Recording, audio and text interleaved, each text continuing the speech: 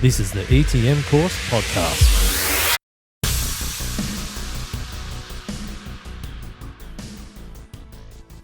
Hello and welcome to the ETM Course Podcast.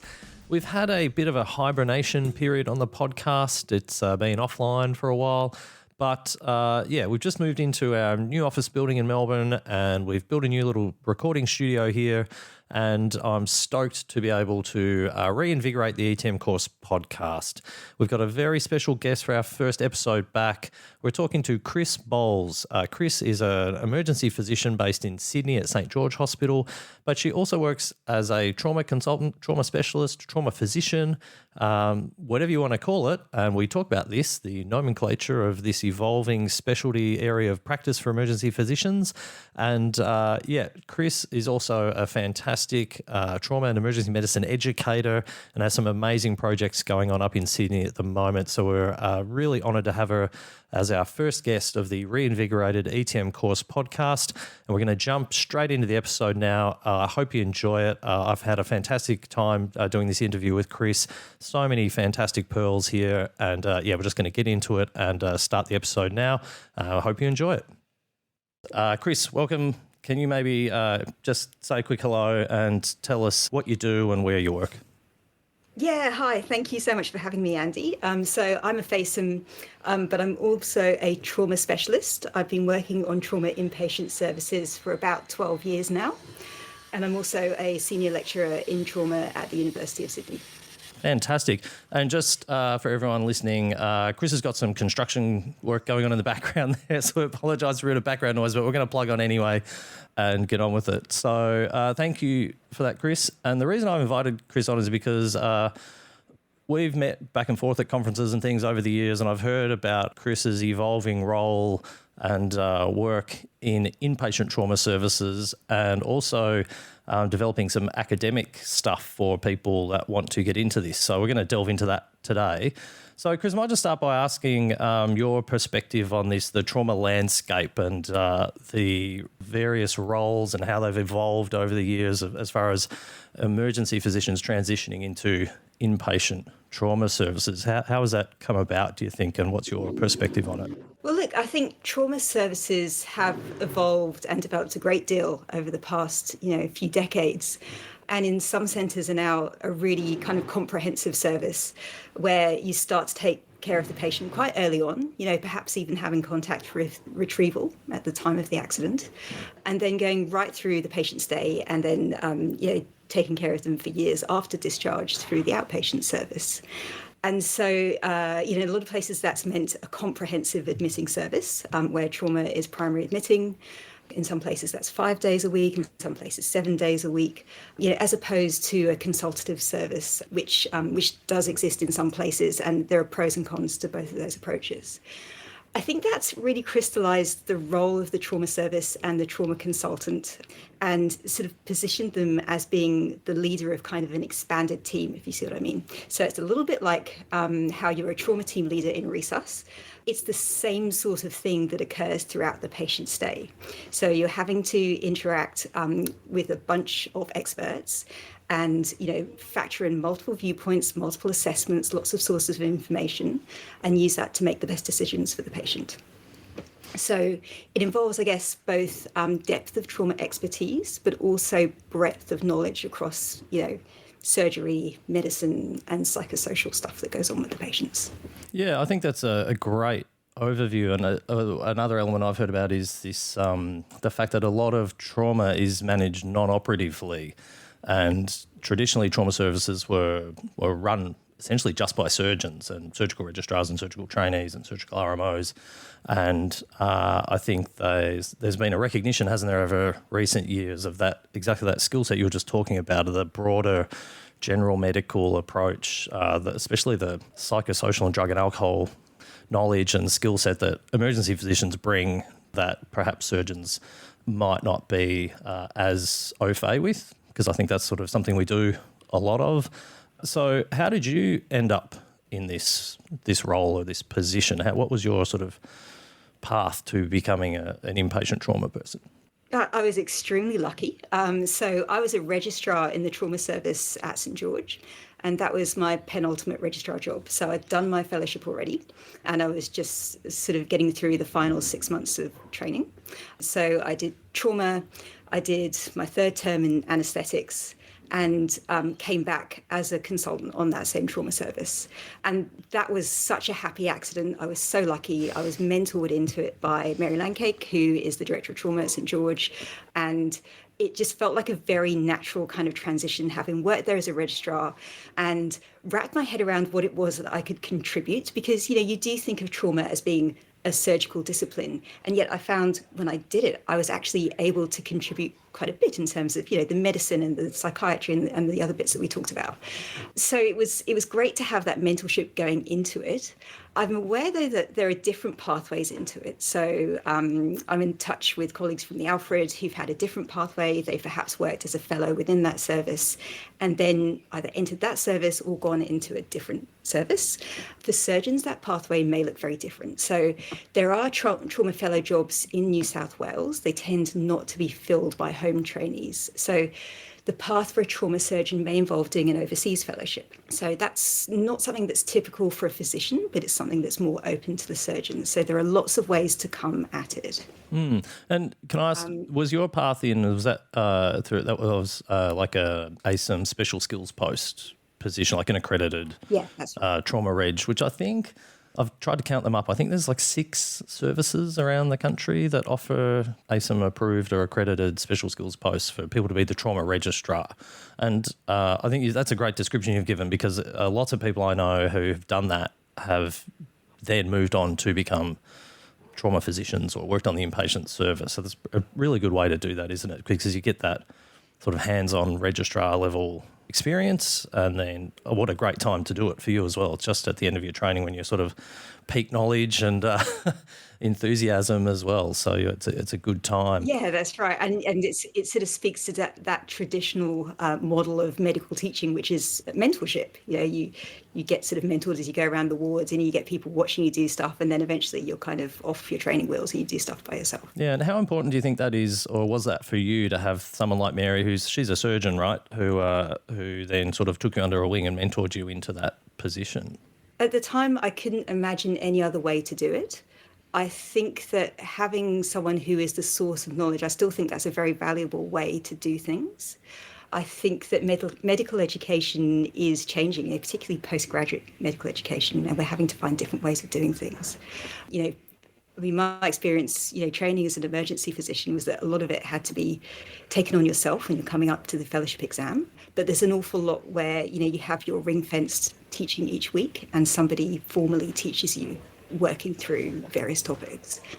Something that's become more of a feature, I think, is kind of using the universities as kind of a sort of enhancement and to provide some teaching that way.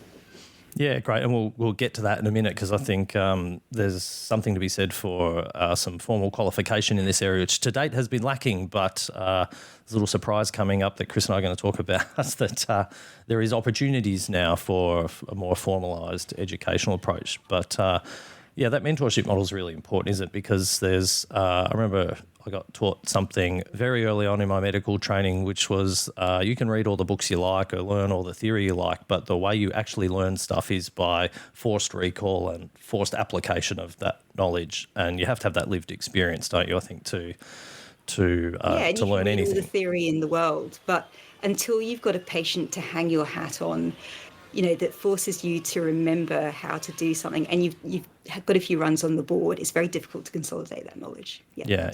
Well, that speaks really well to that mentorship model, doesn't it? And so what do you think the benefits or upsides are to having FACEMs work on the inpatient service? I heard you sort of mention the general medical and the psychosocial and psychiatric drug and alcohol type things, but from your perspective, what's the real benefits of having FACEMs on the team, or what do FACEMs bring to trauma services? Oh, so much. I mean, every trauma patient passes through the emergency department. So to me, it seems really natural to have somebody with expertise in trauma resuscitation as part of the team, and for that care to really start as soon as the patient hits the emergency department. But I think it kind of goes well beyond that as well.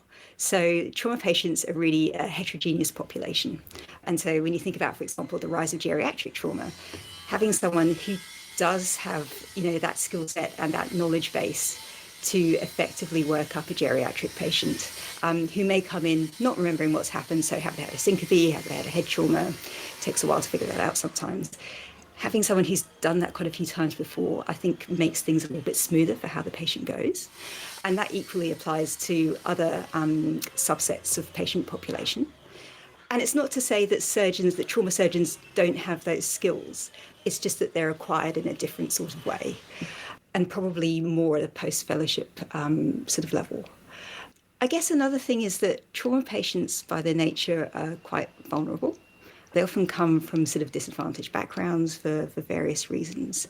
I think emergency medicine is a discipline that tends to have a fairly holistic and patient-centered approach.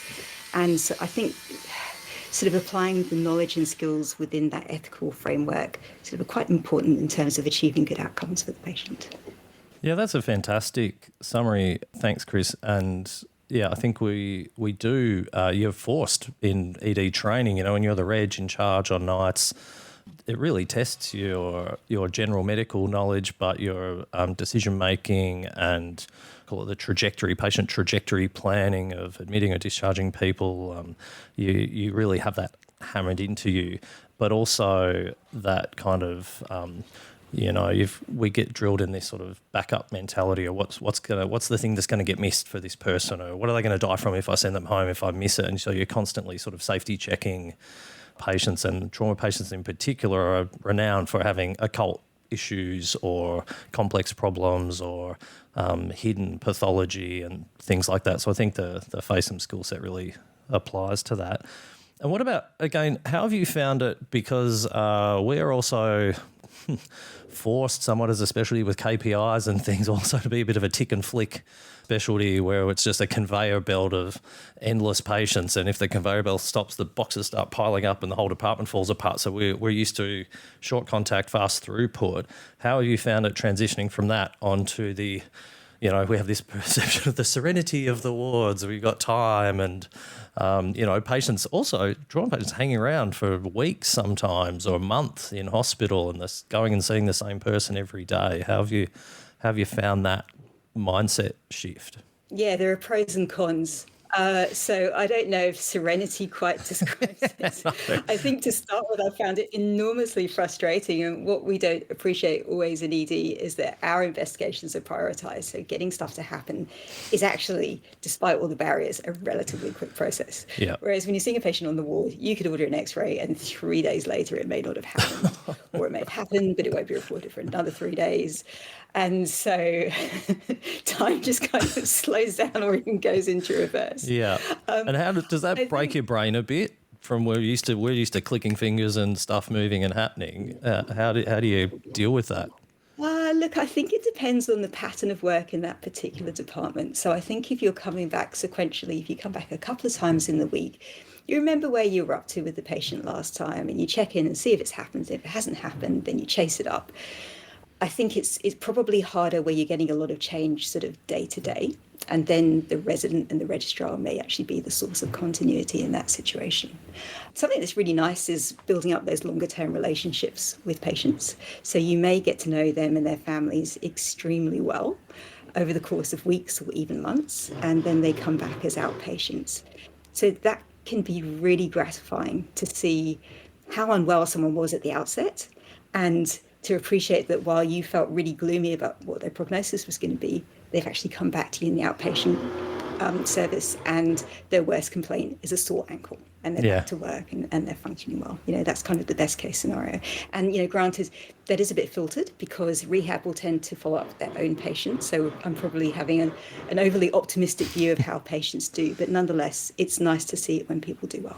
Has it sort of change the way that you manage or teach the initial contact, that emergency department reception and resuscitation component? Because you see the long-term outcome of those first few decisions and decision points and tests that were done or not done, or errors of omission or errors of commission, things that happen in that resus room, how they play out on the wards in the days and weeks down the track. Does that give you a broader kind of perspective on that first ED contact?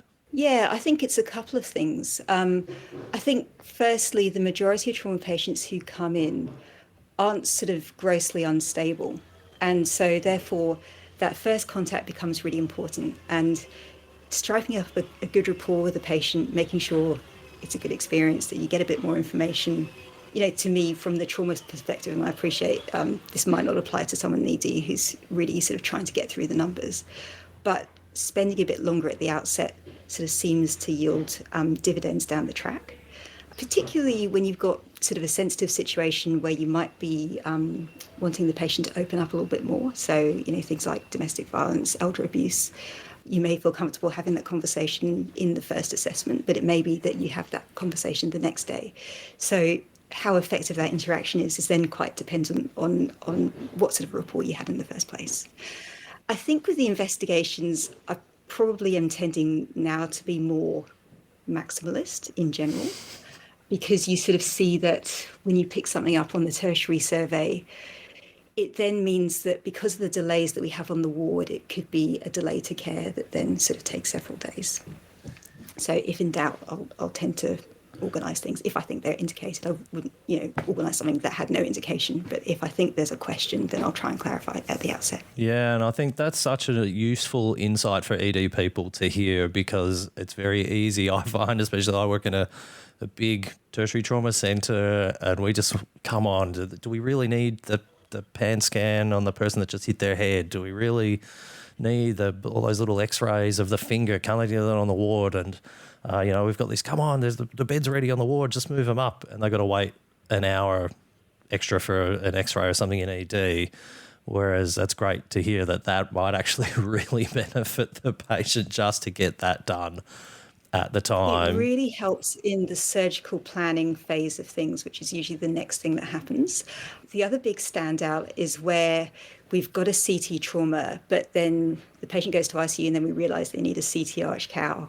And then it's kind of a bit of a circus to try and get them back, because trying to coordinate what needs to happen in ICU, the patient being stable, the patient needs to go to theatre, and you could have then a delay of a couple of days before you go back and get that investigation. Yeah, and I think my wife's an ICU nurse, so I hear the flip side of when the tubed trauma patient gets to ICU and then someone makes that decision, and the rigmarole involved in then trying to get that person back down and get a slot in the scanner, let alone the transport and the ventilator and the infusions and everything, just for a simple thing that potentially could have, that would take sometimes 2 to 3 to 4 hours of staff time in ICU, and it would have taken 15 or 20 minutes in the ED to get done. Yeah, and not that anyone would be critical when they're assessing the patient a day or two later, because everyone understands, this patient, for clinical reasons or other reasons, needs to get going. But it's a nice to have, if you've managed to do a bit more of a comprehensive workup. So that's some great upsides we've touched on. Is there any downsides to being a FACEM on a trauma service? I think that depends, really. It depends a bit on the setting. I think if you were to ask a surgeon in a surgical service, then they would probably say, well, FACEMs can't operate, so therefore what will we do about the provision of that service? I think the answer lies in kind of spreading that responsibility and, using the general surgical on-call colleagues to perform that laparotomy when it does occur. I think some of it is about sort of being a good fit in that department. So if you're the only emergency physician in a group of surgeons, how do you make that work? So some of that has to come from you and, fitting in with them. But some of that's going to be about the leadership in that department. So how open are they to diversity of opinion? Are they tolerating you? Are they seeking your opinion? And really, I think, the mark of a mature service is when you kind of seek everybody's opinion, even if there's a bit of constructive conflict, you actually arrive at the correct conclusion through that process. So it's less about being a FACEM per se, I think, than maybe being a bit of an outlier within the service. There's only so much you can do about that, isn't there? That if there is a certain structure to a service that may not potentially be open to this addition of a FACEM, then you might be facing some real challenges. But if there is some element of openness or appreciation at the outset, or from a structural point of view or a culture point of view, that's going to make it a lot easier, isn't it? Yeah, absolutely. It's about people sort of having the right attitude and going in and being open-minded about it. Yeah. So for a new FACEM looking to potentially get into this, we touched on the trauma registrar positions, and I think that's a fantastic way to get some knowledge around this this field. Is there anything else you think trainees or new FACEMs can do if they've potentially got an interest in joining an inpatient trauma service to upskill in this area or establish them as someone credible who could do this job? Yeah, it's hard, isn't it? Because there isn't really a formal training pathway. But I think working in a major trauma centre is a pretty good start. I mean, appreciating that trauma happens everywhere. And so, I don't want to suggest that it only happens on the doorstep of the Sydney major trauma centres. It certainly happens everywhere. But I think if you're interested in working in an inpatient service, making those contacts locally is enormously helpful.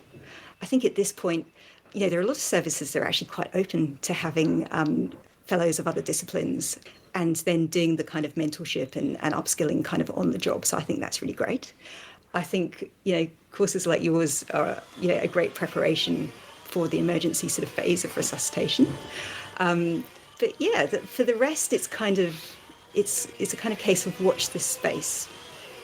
I think you've touched on a great point there about connections and making connections with people. And sometimes it is in the absence of a formal structured program or a trauma reg position and you've made those contacts, building relationships is really important, I think, and a helpful thing to do. And whether that's, even if you're not in a major trauma centre, getting onto if there is a hospital trauma committee that looks at trauma patients that come through, you're in a regional service or a regional centre or a smaller hospital, and if they don't have one, set one up, show some initiative around trauma, some structure, some quality activities, do some reviews or audits even, just something to sort of start building a framework of how trauma patients are handled in your institution. And then I think some of the big centres do outreach stuff to regional places as well, whether it's education or, helping with reviews and audits and that sort of thing. So just getting involved in that sort of stuff. And also I found when I was working in Darwin, I actually just started going to the surgical registrar weekly teaching. And just as the ED person, I just spoke to one of the surgical consultants who I just happened to know because our wives were friends and our kids went to school together. And I used that as a bit of a way to say, hey, can I just come and pop in and just sit in on the teaching? Because I was the surgical rep for ED. And that was such an interesting thing to do because I just went and sat there and just, oh, hey, I'm just sitting in to watch you teaching. And then I offered to do some teaching and then, do a few presentations. And you build those relationships over time. And next thing, when the surg reg is in the trauma, then you know each other and there's that sort of, what do they call it, social capital there that is super helpful, I think. And if there's no clear path, that's how you can, there's a few little tips, I think, to just build relationships and build connections with the trauma people in your hospital. Absolutely. Yeah, attend surgical grand rounds, go and forge those relationships, listen to their cases, give the comment of an emergency physician in that situation. I think that's incredibly valuable. Yeah, building those local relationships is important.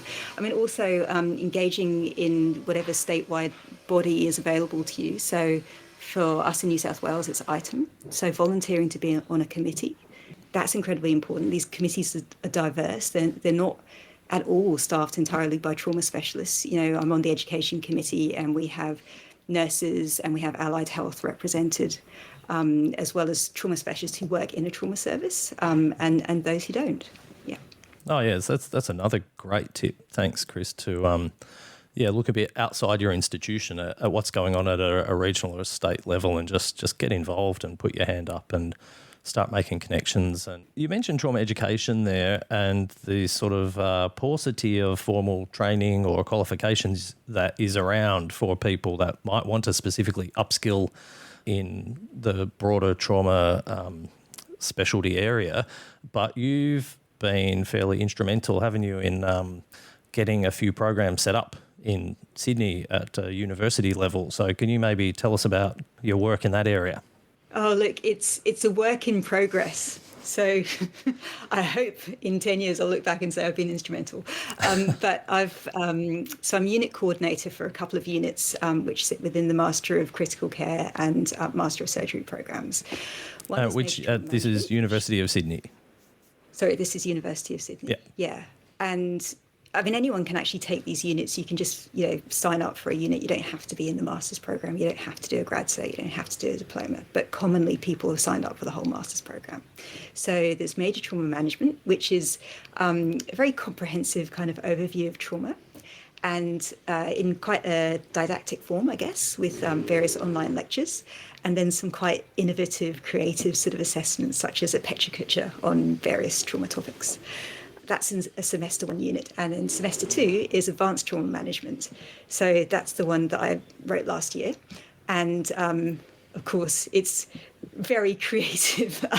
It's very case-based, and it's quite multimedia in terms of its format. So you start with a particular point in the patient journey. So module 1 is all about resus. So we're expecting a code crimson, major bleeding trauma patient coming in. How do we prepare for this patient?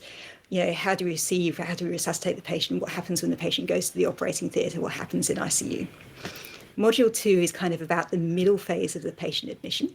So it kind of corresponds quite nicely to that, the medical and psychosocial stuff that we were talking about. That's the stuff that tends to come out around the time of the tertiary survey, and where you might be wanting to make a much more detailed assessment of those kinds of issues. And then module 3 is kind of broadly a bit of a mixed bag, but there's a bit of trauma service leadership in there. And, we talk a little bit about quality improvement and, people management and that sort of thing. Those modules you've just described, they're set up running currently at the moment, so people can sign up to those. Semester 1, so major trauma management is running, and advanced trauma management will be in semester 2. Yeah, great. And that's run 3 months already. Yeah, fantastic. And now tell us a bit more about what's in the pipeline. Well, this is the next venture, to try and set up a training course to meet the needs of budding trauma specialists. So obviously that's a pretty small group. What I hope is that what we're creating is going to apply to pretty much anyone that takes a leadership role in trauma. And, given that trauma happens everywhere, you could be an emergency physician, you could be a rural GP. I think the same principles basically apply. And there are sort of 3 groups of activities. So clinical decision making, which we're starting to design, and that will be online but interactive cases. Then there'll be a face-to-face component where we sort of discuss the cases, we go through some skills, and I'm quite interested in layering technical and non-technical skills, and such that the student can go in at whatever level of difficulty they choose. So, for example, if they're learning a chest drain, they might need to be prompted every step of the way, or you can make it quite hard and get them to explain to somebody playing an inexperienced nurse what they're doing as they do it. The third component of that will be sort of more geared around trauma service leadership. So some of that will be communicating with patients in difficult situations, difficult history taking, breaking bad news to relatives, updating relatives in ICU. This is just the stuff that we do. This is actually what happens in the job. But also, attending to, how do I run a quality improvement program? How do I plan and execute a trauma education program for the whole hospital or for the whole area health service? That sort of thing. Oh, that sounds amazing. And so what sort of stage is that up to now? Is this sort of still in the planning, writing? Are you implementing? And what's it going to be called? Like how can people get onto this? And I guess second part to that question is doing any of those master's modules going to be a prerequisite for doing the latest modules? Up to this point, there's been an awful lot of working out what this looks like. It's kind of like when you're trying to imagine something that doesn't exist, and I don't think there's really anything like this out there, it takes a bit of discussion, and there's been a bit of back and forth with the university where we've been trying to work out, does it fit into the masters? Is it a short course? Is it some combination of the two? I think we're ready to go now, and we're ready to start writing the cases. I would envisage it will be out probably early next year. I wouldn't rule out the course being delivered later in the year, but it's probably going to be early next year at this point. It's aimed at the highest levels. The way I see it, major trauma management is for the junior registrars. Advanced trauma management is probably more PGY 3 to 8. And then this course is kind of pitched at that higher level. So I would say you either have to have done the 2 units that sit within the masters, or you'd need to be coming up to your fellowship or have your fellowship already to really get the most out of the course. Yeah, fantastic. That's kind of my thoughts at the moment. I think these things can change as you develop the material. And I certainly don't want to leave out that broad professional group that takes part in trauma. So trauma case managers are a really important part of our workforce. And it's figuring out, can we incorporate them into this course? The thought of trying to cater for everybody's needs just blows my mind. So I'm going to start with the group that I'm really familiar with, the trauma specialists. Yeah. And then work out, do we do the same thing or do we do something different? I would love to see everyone training together. I think that's kind of where I want to get to. But I'll concentrate on making this course first and then see where we need to go from here. Yeah, having developed many courses over the years, I can totally sympathise with that. You do your needs analysis and then you try and make something out of nothing. There's something that didn't exist a month ago, and now you need to put content down and test it and see, process test it and see that it's actually going to meet these needs. And then as I think there's a real iterative element to that as you do it, you start learning more about what you're doing and who it's going to apply to, and questions come up as you're going through this process, don't they? That, we thought we knew who this was for, but now that we're writing stuff down and it's becoming crystallised, the lens can change a bit, can't it, as to who you think it's going to be for and who might benefit from it. Yeah, and I can tell I so need to pick your brains on this, but I think it's the thing. It's kind of like driving a car at night. That's the quote, isn't it? You can only see as far as the headlights. You get to the end, you may have something quite different to what you intended to create at the outset. Yeah, but that's nice of you, because I was going to ask you about that.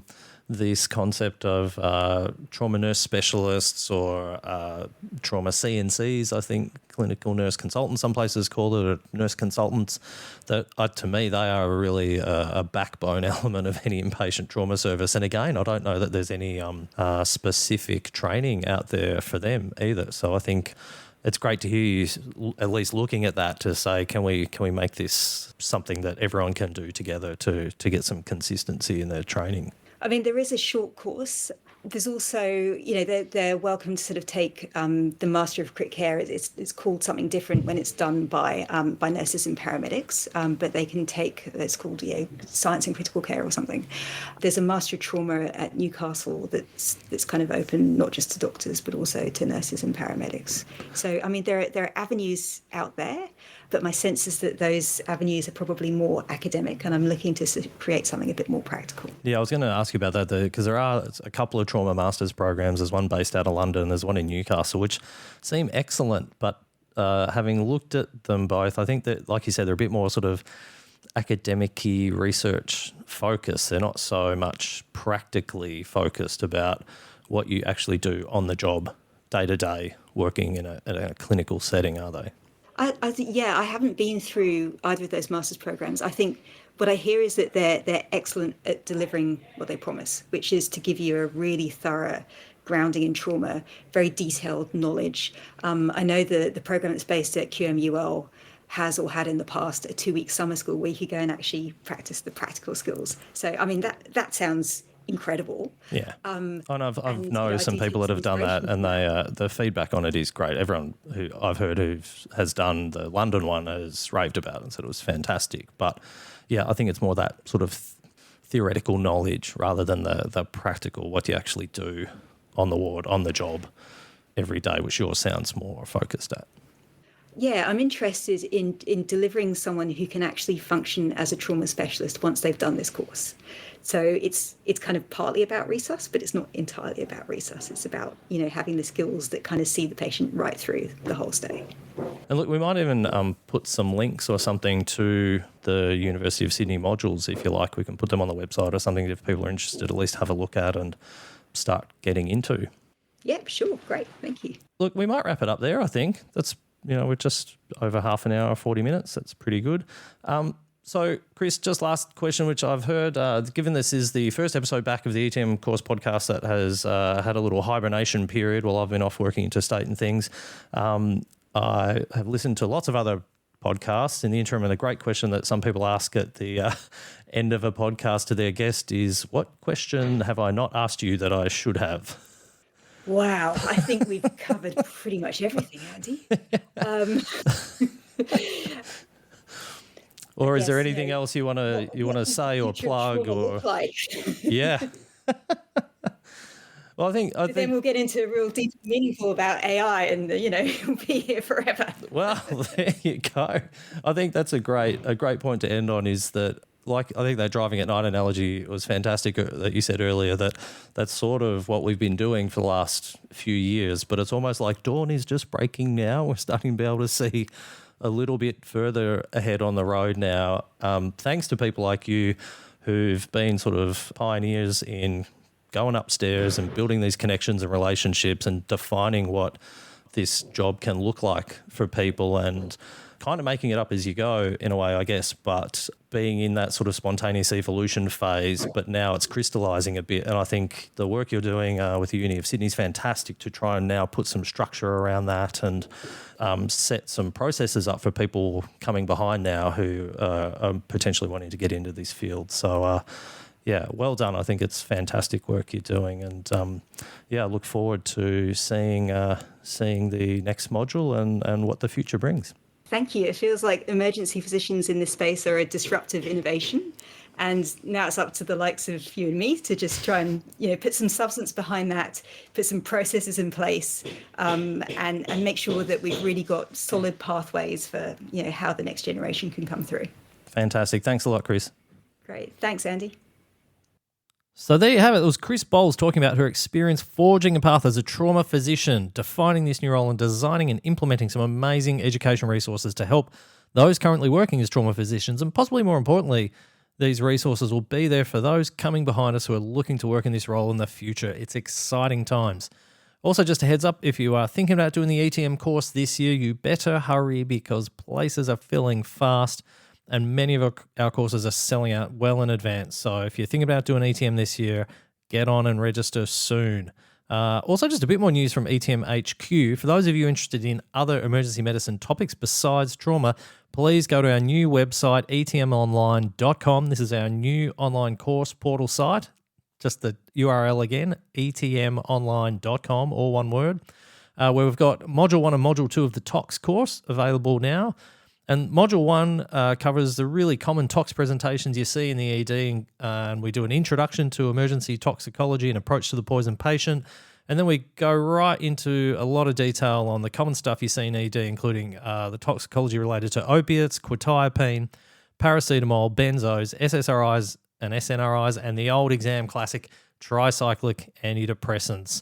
Module 2, which is also up now, is a recreational drug toxicology module and covers introduction to recreational drugs, gamma hydroxybutyrate, MDMA and LSD, white powders, inhalants, cannabinoids, cathinones, vaping and nicotine, and stimulant-induced movement disorders.